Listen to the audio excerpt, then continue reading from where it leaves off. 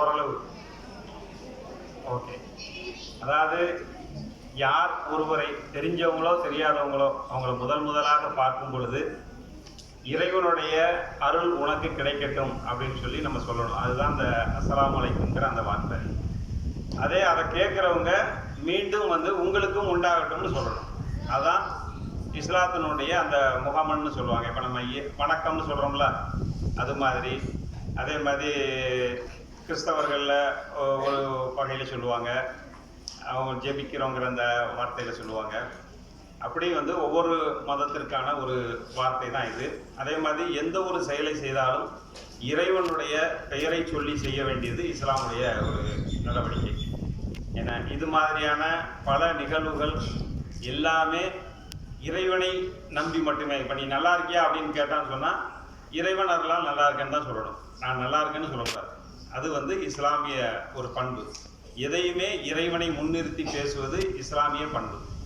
இங்கே நிறைய பேர் இஸ்லாமியர்கள் இல்லைன்னு நினைக்கிறேன், மிக குறைவு அல்லது இல்லாமல் கூட இருக்கலாம். இருந்தாலும் அனைத்து மதங்களும் நம்மை பண்படுத்துவதற்குத்தான் இருக்குது அப்படிங்கிறத நம்ம அனைவரும் உணர்ந்த ஒரு தருணம் தான் இந்த மதங்கள். ஒவ்வொரு மதமும் தனக்கான ஒரு வழியை, இறைவனை அடைவதற்கான ஒரு வழியை நமக்கு ஏற்படுத்தி தருகிறது. அந்த வழிதான் நாம் பல வழிகளில் சென்றாலும் நாம் சென்றடையக்கூடிய இடம் இறைவன் என்கின்ற ஒரே அந்த ஒரு இடத்திற்காகத்தான் நம்ம தொடர்ந்து பயணிக்கிறோம். இறைவனை நாம் ஏன் நம்ப வேண்டும் அப்படின்னா, இறைவனை நம்பினால் மட்டுமே நாம் நல்லவர்களாக இருக்க முடியும். அது இறைவனுக்காக அல்ல. நாம் எப்படி நல்லவர்களாக இருக்க வேண்டும் என்றால், நாம் யாரோ ஒருவருடைய கண்காணிப்பில் இருக்கிறோம். இறைவன் நாம் செய்யக்கூடிய எல்லா செயல்களையும் எல்லா நிகழ்வுகளையும் பார்த்து கொண்டிருக்கிறான். நம்ம செய்யக்கூடிய நல்ல விஷயங்களுக்கு நன்மையையும் கெட்ட விஷயங்களுக்கு தண்டனையையும் தருவான் அப்படிங்கிற ஒரு நம்பிக்கையின் அடிப்படையில் தான் எல்லா மதமும் அதை சொல்கிறது. நல்ல விஷயங்களை செய்யும் பொழுது அதற்குண்டான பயன் நமக்கு இந்த உலக வாழ்க்கையிலையும் கிடைக்கும், நாம் இறந்த பிறகும் கிடைக்கும். இன்னைக்கு ஆசிரியர் தினத்தினுடைய ஒரு நிகழ்வாக இந்த பள்ளியில் நிகழ்வு நடந்து கொண்டிருக்கிறது.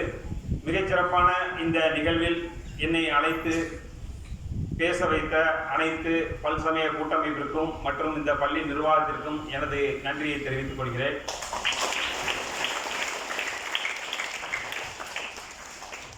மேலும் அனைத்து மதங்களையும் பற்றி இந்த மாணவர்கள் தெரிவதன் மூலமாக நாளை நம்மை யாரும் இந்த மதம் இப்படிப்பட்டது, இந்த மதம் அப்படிப்பட்டது என்று நமக்குள் எந்த ஒரு பிரிவினையும் ஏற்படுத்திவிடக்கூடாது என்ற நல்ல நோக்கத்தோடு இந்நிகழ்ச்சியை 3 மத தலைவர்களையும் அழைத்து இந்நிகழ்ச்சியை சிறப்பாக நடத்தி கொண்டிருக்கக்கூடிய இந்த நிர்வாகம் தொடர்ந்து இது போன்ற பல நிகழ்வுகளை செய்வதன் மூலம் நம் மக்கள் மத்தியில், மனங்களுக்கு மத்தியில் இருக்கும் இறுக்கங்களை உடைத்து சரியான பாதையில் நாம் அனைவரும் அனைத்து மதங்களையும் பயன்படுத்தி கொள்வதன் மூலமாக இந்த சமூகத்திற்கும் இந்த மனித குலத்திற்கும் ஒரு பெரிய வாய்ப்பை ஏற்படுத்தி தந்திருக்கிறார்கள் என்பதில் மாற்று கருத்தில்லை.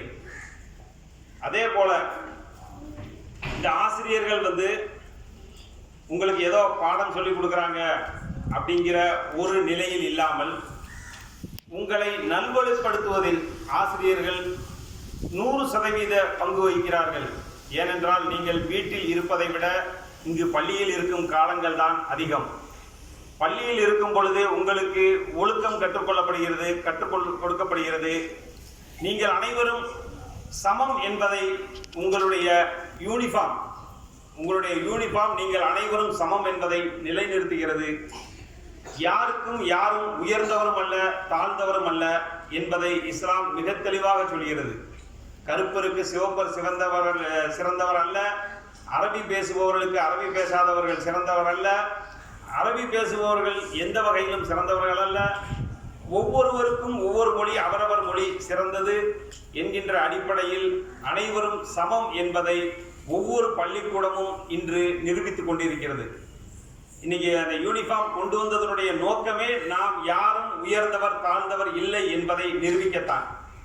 அந்த வகையில் இப்போ நமக்கான ஒரு நல்ல செயல்களை இந்த பள்ளி நிர்வாகம் செய்து கொடுக்கிறது அப்படின்னா, நம்மை அனைவரும் மனிதர்களாக எங்கு சென்றாலும் எந்த உயரத்திற்கு சென்றாலும் நாம் நம் பள்ளியை மறக்க வேண்டாம்.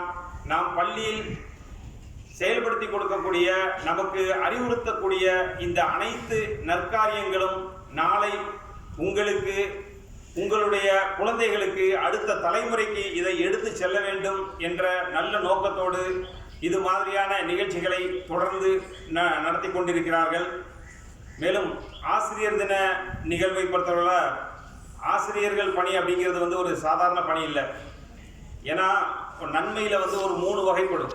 ஒன்று, நம்ம செய்யக்கூடிய நல்ல காரியங்களுக்கு இன்ஸ்டண்ட்டாக உடனே கிடைக்கக்கூடிய நன்மை, அதன் மூலமாக நம்ம அதற்கு ஒரு பலன் கிடைக்கிறோம். இப்போ ஒரு மரம் வைக்கிறோம்னா அதில் காய்கறிகளை பறித்து நம்ம சாப்பிட்றோம், அது ஓரளவு இன்ஸ்டண்ட்டான இது. ஒரு நல்ல காரியம், ஒரு முள் எடுத்து ஒரு ஓரமாக போடுறோம், அதன் மூலமாக 4 பேருக்கு நன்மை செய்கிறோம். அந்த நன்மையில் நமக்கு ஒரு பங்கு இருக்குது. நாளைக்கு நம்ம காலையே அந்த முள் குத்தாமல் இருக்கும். அப்போ இது மாதிரியான நன்மைகள் இன்ஸ்டண்ட்டாக கிடைக்கக்கூடியது.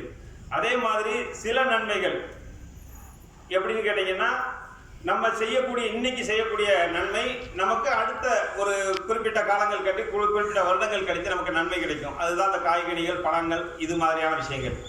ஏன்னா அது போக நம்ம செய்யக்கூடிய நன்மைகள், நாம் செய்யக்கூடிய, நம்மை அறியாமல் செய்யக்கூடிய தவறுகளுக்காக அந்த நன்மைகள் சரி செய்யப்படும். அப்போ வந்து நம்ம ஒரு தீமை செஞ்சிட்டோம், நமக்கு தெரிஞ்சோ தெரியாமலோ செஞ்சிட்டோம், அந்த தீமைக்கான பலன் நன்மை வந்து எடுத்துக்கொள்ளப்படும். அப்போ 2 விதமான நன்மை. 3வது ஒன்று இருக்கு, நாம் உயிரோடு இருக்கும் போதும் அது நன்மை, நாம் இறந்த பிறகும் நமக்கு அது நன்மையாக வந்து கொண்டே இருக்கும். இப்போ இஸ்லாத்தில் சொல்லுவாங்க சதக்கத்துல் ஜாரியா அப்படின்னு சொல்லுவாங்க. அதாவது நாம் செய்யக்கூடிய நன்மை, ஒரு பொது கிணறு வெட்டி கொடுக்கறது. இப்போ நம்ம இந்த பகுதியில் வந்து மக்களுக்கு நீர் இல்லை அப்படின்னு சொன்னால், இந்த பகுதியில் ஒரு கிணறு வெட்டி அது பொதுமக்களுக்கு நம்ம தானம் பண்ணிட்டோம்னா, அது அந்த கிணறு இருக்கும் வரை, அதில் மக்கள் பயனடையும் வரை, அதே மாதிரி இப்போ ஒருத்தர் கிணறை வந்து தானம் பண்ணியிருக்காரு, அதே மாதிரி நம்மளும் செய்யணும்னு நினைக்கும் ஒரு நபர் உருவாகும் வரை அந்த நன்மை வந்து அவங்களுக்கு கிடைச்சிக்கிட்டே இருக்கும். அதே மாதிரி ஒரு பொது வழிப்பாதை உருவாக்கி கொடுக்கறது. ஒரு இடத்துக்கு வந்து ஒரு இடத்துக்கு கடக்கிறதுக்கு பொது வழிப்பாதை இல்லை, அப்போ நம்ம இடத்துல இருந்து ஒரு பொது வழிப்பாதை கொடுத்தோம்னு சொன்னால் அது வந்து அது நம்மளுடைய இறந்த பிறகு கிடைக்கக்கூடிய நன்மை.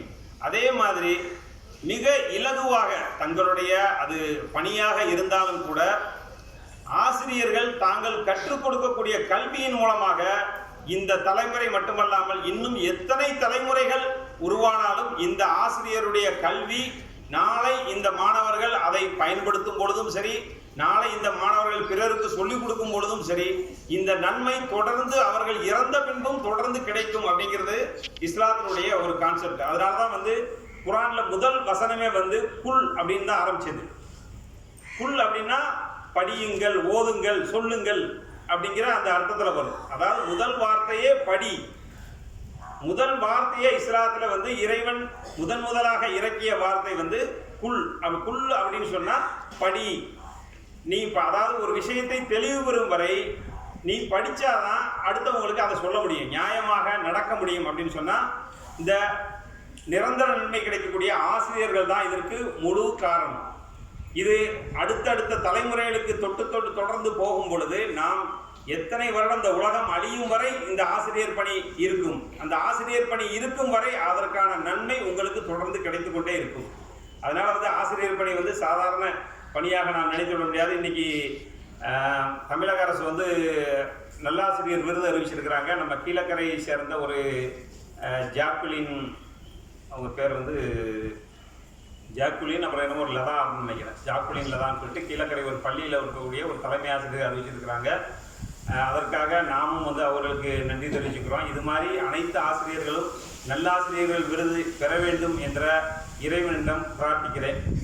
மேலும் வந்து நம்ம செய்து விட்டு போகக்கூடிய ஒவ்வொரு நன்மையான காரியத்திற்கும் இறைவனிடம் வந்து பரிசு கிடைக்கும். அந்த பரிசு எப்பொழுதெல்லாம் நாம் கற்றுக்கொண்ட பாடத்தின் மூலமாக செய்கிறோமோ அந்த பரிசில் ஒரு பகுதி ஆசிரியருக்கும் உண்டு. அப்போ அந்த வகையில் வந்து மிகச்சிறப்பாக உங்களுக்கு பாடம் நடத்தக்கூடிய ஆசிரியர்கள், உங்களை வழி நடத்தக்கூடிய ஆசிரியர்கள், அதன் மூலமாக நீங்கள் நன்மை எந்த அளவுக்கு நன்மை செய்கிறீர்களோ அந்த அளவுக்கு இறைவனுடைய பொருத்தம் உங்களுக்கும் கிடைக்கும் என்பதையும் தெரிவித்துக் கொள்கிறேன். மேலும் இப்போ நாளைக்கு வந்து மீலாது நபி அப்படின்னா என்னன்னு தெரியுமா? உங்களுக்கு தெரியுமா? மீலாது நபி அப்படின்னு சொன்னால் முகமது நபி அவர்கள் பிறந்த தினத்தை கொண்டாடக்கூடிய ஒரு தினம். அது பிறந்த தினம் கொண்டாடலாமா இல்லையாங்கிறது இஸ்லாத்தில் கருத்து வேறுபாடுகள் உண்டு. ஆனால் கொண்டாடுறது முக்கியம் இல்லை. ஒருவருடைய பிறந்த நாளை கொண்டாடுவதனுடைய நோக்கம் என்னன்னு கேட்டிங்கன்னா, அவருடைய சொல் செயல் அங்கீகாரங்களை நாம் செயல்படுத்துவது. ஒருவர் ஒரு விஷயத்தை செய்கிறாரு அப்படின்னு சொன்னால், இது ஒரு நன்மையான காரியம், யார் மூலமாக நாம் செய்ய வேண்டும், யார் நமக்கு சொல்லி தந்ததை செய்ய வேண்டும் அப்படிங்கும்போது, இறைவனுடைய விஷயங்களை, இறைவனுடைய நற்காரியங்களை முகமது நபி அவர்கள் இந்த உலகத்திற்கு எடுத்து கூறினார்கள். அவர்கள் பிறந்த தினத்தின் மூலமாக அவர்களுடைய நற்செயல்களை அவர்கள் அதாவது அடுத்த வீட்டுக்காரன், பக்கத்து வீட்டுக்காரன் பசியோடு இருக்கும் பொழுது நீ சிறந்த உணவை சாப்பிடுவது தவிர்க்கப்பட வேண்டும் சொல்லியிருக்காங்க. அப்போ அந்த அளவுக்கு ஒவ்வொரு விஷயத்திலும் உங்க இடத்தையோ உங்க வீட்டையோ விற்கணும்னா கூட நீங்க முதல்ல யாரை தேர்ந்தெடுக்கணும்னா பக்கத்து வீட்டுக்காரன் தான் தேர்ந்தெடுக்கணும். நம்ம தான் ஒரு சாதாரண கோழிக்கும் ஆட்டு மேய்ச்சதுக்கும் சண்டை போட்டு கிடக்கமே. இது மாதிரி சின்ன சின்ன விஷயங்கள்லாம் சண்டை போடாம நாம் பக்கத்து வீட்டில் இருக்கக்கூடிய, பக்கத்து பெஞ்சில் பக்கத்து சீட்டில் அமர்ந்திருக்கக்கூடிய மாணவர்களிடம் நாம் நன்றாக பழக வேண்டும். அதன் மூலமாக நற்காரியங்களை நாம் செய்ய வேண்டும். நமக்குள்ள பல கோபங்கள் இருக்கும், சில நேரங்களில் சண்டைகள் கூட ஏற்படும். ஒரு 3 நாளுக்கு மேலே நாம் பேசாமல் இருக்கக்கூடாது. இஸ்லாம் அப்படி தான் சொல்லி தருது. அதிகபட்சமாக 3 நாட்கள் தான். நீங்கள் ஒருத்தரோட சண்டை போடுறீங்கன்னு சொன்னால் 3 நாட்களுக்கு மேல் பேசாமல் இருக்கக்கூடாது. அவங்களோட பேசிடணும். அது எவ்வளவு பெரிய சண்டையாக இருந்தாலும் சரி தான். நீ பேசிட்டு அதுக்கப்புறம் அவன் பேசாட்டா போட்டும், உனக்கு நீ பேசுனதுக்கான நன்மை உனக்கு கிடைச்சிடும். நீ முதல்ல பேசிடு. யார் முதல்ல பேசுகிறாங்களோ அவங்களுக்கு தான் நன்மை. அதனால் எந்த அளவுக்கு நீங்கள் யார் கூட சண்டை போட்டாலும் சரி, அது பக்கத்து வீட்டுக்காரங்களாக இருந்தாலும் சரி, பக்கத்து பெஞ்சுக்காரங்களாக இருந்தாலும் சரி, அதனால் சண்டை போடுறதுல நம்ம முதல்ல பேசக்கூடிய நபராக, முதலில் அவருடைய சேரக்கூடிய நபராக நாம் இருக்கணும். அதற்கான நன்மை நமக்கு கிடைக்கும். அதே மாதிரி முகமது நபியோட பிறந்த நாளுடைய நோக்கம் முகமது நபியை போற்றுவது, அவர்களுடைய சொல் செயல் அங்கீகாரங்களை அங்கீகரிப்பது, அதனை கொண்டு நற்காரியங்கள் செய்வது அப்படிங்கிறது தான் நம்மளுடைய நோக்கமாக இருக்குது. அதே போல் ஆசிரியர் தினத்தில் நாம் ஆசிரியர்களை தொடர்ந்து அவர்களுக்கு சில நேரங்களில் நமக்கே கோபம் வரும், என்னடா இப்படி போட்டு பாடம் எடுக்கிறாங்களே அப்படின்னு. ஏன்னா நாங்களும் அதெல்லாம் தாண்டி தானே வந்திருக்கிறோம், எங்களுக்கும் தெரியும். என இருந்தாலும் அவங்க சொல்லிக் கொடுக்கக்கூடிய ஒவ்வொரு பாடத்திலும் ஒவ்வொரு நடவடிக்கையிலும் நமக்கான நன்மை இருக்கிறது. நாம் இன்னைக்கு நமக்கு அது ஏதோ சாதாரணமாக நம்ம வீட்டில் காசு கட்டுறாங்க, நம்ம படிக்கிறோம் அப்படின்னு தோணும். ஆனால் நாளைக்கு அந்த காலங்கள் முடிந்த பிறகு இதற்கு மேல் நம்மளால் படிக்க முடியாது அப்படின்னு ஒரு நிலை வரும் பொழுது, அப்போ நம்ம யோசிப்போம், ஏன்டா அந்த படிப்பை நம்ம விட்டுட்டோமே, அன்னைக்கு சரியாக படிக்காமல் விட்டுட்டோமேன்னு தோணும். ஆனால் அதுக்கப்புறம் உங்களால் படிக்க முடியாது. இன்னைக்கு நீங்கள் படிக்கக்கூடிய படிப்பு தான் நாளைக்கு உங்களுக்கு வாழ்க்கையிலும் சரி, தொழிலையும் சரி, வேலை வாய்ப்புலையும் சரி அது முக்கியத்துவமாக இருக்கும். நாம் படிக்காமல் விட்டுட்டோம்னு சொன்னால் நாளைக்கு அதில் கிடைக்கக்கூடிய அனைத்து தடங்கல்களுக்கும் இந்த படிப்பு தான் காரணமாக இருக்கும். அதனால் தயவுசெய்து அனைவரும் உங்களுக்கு அந்த ஒரு வாய்ப்பை மற்ற மாநிலங்களை விட, மற்ற நாடுகளை விட நமக்கு ஒரு பெரிய கிஃப்டாக இன்னைக்கு அரசாங்கமே அனைத்தையும் கூட செஞ்சு கொடுக்குது. நிறைய கல்வி நிறுவனங்களுக்கு அரசாங்கம் எந்த அளவுக்கு அவங்களுடைய கல்வி தடங்கள் ஏற்பட்டு விடக்கூடாது, இன்னைக்கு உங்களெல்லாம் 8th வரைக்கும் சாதாரணமாக பாஸ் பண்ணி விடுறாங்கன்னா அதுக்கு காரணம் ஒரு ட்ராப் அவுட் ஏற்பட்டுறக்கூடாது. இந்த 8th மேலே முன்னாடி ஃபெயில் ஆக்கிட்டோம்னா திரும்பி அந்த அடுத்த கிளாஸ் பசங்களோட, அதான் நமக்கு சின்ன பசங்களோட நம்ம போய் ஒரே பெஞ்சில் உட்காரணுமேங்கிற ஒரு அந்த மன வருத்தம் உங்களுக்கு வந்துடக்கூடாதுங்கிறக்காகத்தான் உங்களுடைய மனம் மெச்சூரிட்டி ஆகிற வரைக்கும் உங்களை பாஸ் பண்ணக்கூடிய ஒரு நிலையை அரசாங்கம் ஏற்படுத்தியிருக்கு. அதன் மூலமாக பல நல்ல விஷயங்களை நம்ம படிப்புகள் மூலமாக கற்றுக்கொள்ள வேண்டும். பல விஷயங்களை நாம் தெரிந்து கொள்ள வேண்டும். அப்படின்னு சொன்னால் நாம் அனைவரும் ஒற்றுமையாக இருக்க வேண்டும். நமக்கு மனிதர்கள் தான் முக்கியம். மதங்கள் இருக்கு, மதங்கள் அவங்க உங்களுடைய வீட்டுக்குள்ள, ஒரு என்னுடைய மதம் என் வீட்டுக்குள்ள நாங்கள் இங்கே சொல்கிறோம்னு சொன்னால் அதுக்கு காரணம் நீங்களும் தெரிந்து கொள்ள வேண்டும் என்பதற்காக தவிர மதங்களை நாம் பிடித்து கொண்டு வெறியை பிடித்து அடையக்கூடாது. மதம் பிடிக்கக்கூடாது. அது யாருக்கு மதம் பிடித்தால் அது யானைக்கு பிடிக்கும். மனிதர்களுக்கு மதம் பிடிக்கக்கூடாது. நாம் அனைவரும் சமம் என்ற அந்த நிலையிலேயே நாம் அனைவரும் ஒற்றுமையாக பழக வேண்டும். அந்த ஒற்றுமையின் மூலமாக நாம் பல சாதனைகளை செய்ய முடியும். ஏதோ இப்போ ஒரு கிளாஸ் பசங்க ஒரு தனி நபராக நீ எந்த அளவுக்கு சாதிக்க முடியும்னா உன்னால் இண்டிவிஜுவலாக மார்க் எடுக்க முடியும்.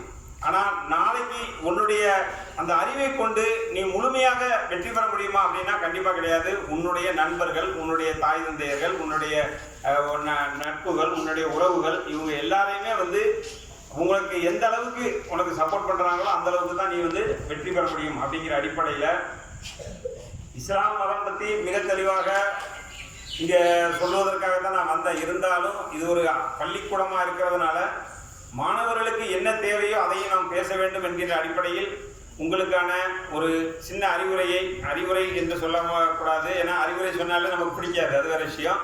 ஆனால் அது அறிவுரையாக எடுத்துக்கொள்ளாமல் இது வந்து ஒரு உற்ற தோழனாக உங்களுக்கு ஒரு வார்த்தைகளை நான் வந்து இறை வார்த்தையும் சொல்லியிருக்கிறேன். அதன் மூலமாக நீங்களும் நன்மை அடையணும், அந்த நன்மையை வந்து பிறருக்கும் கிடைக்கணும் அப்படிங்கிற நோக்கத்தோடு நம்ம வந்து இங்கே உங்களுக்காக இந்த பேச்சுக்களை வந்து எடுத்திருக்கிறாங்க. இதன் மூலமாக நாம் அனைவரும் சமம், நமக்குள் எந்த ஒரு வேற்றுமையும் இல்லை, நாம் ஜாதிகளாக மதங்களாக பிரியாமல் மனிதர்களாக ஒன்றிணைந்து இந்த சமூகத்திற்கும் இந்த பள்ளிக்கும் நற்பெயரை ஏற்படுத்தி தர வேண்டும் என்று கேட்டுக்கொண்டு எனது உரையை முடிக்கிறேன். நன்றி. வாழ்த்துக்கள்.